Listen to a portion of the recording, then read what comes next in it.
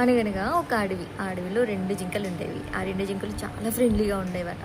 అయితే ఒకసారి జింకకి దాహమేసి చెరువు దగ్గరికి వెళ్ళాయట అవి 2.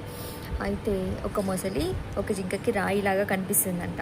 ఆ రాయి మీద కాలు వేసి మనం వాటర్ తాగుదాం పదా అని చెప్పేసి ఇంకొక జింకకి చెప్తుందంట.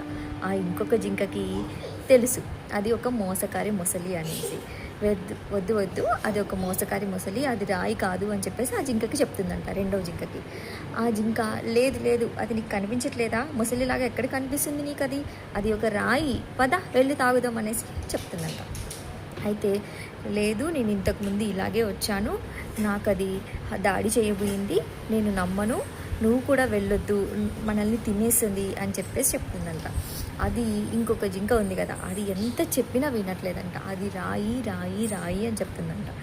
అయితే సరే చూడు, నేను దాని మీద కాలు వేస్తాను, అప్పుడైనా నమ్ముతావు నువ్వు అనేసి అది ఆ రాయి అనుకునే మొసలి మీద కాలు వేయగానే అది గట్టిగా పట్టేసుకొని తినేసిందంట. ఈ స్టోరీ మోరల్ ఏంటంటేనండి, మనం ఒకరికి అది నిజం అని ప్రూవ్ చేయడానికి మనల్ని మనం ఎరగా వేసుకోకూడదు కదా. అది మనకే లాస్.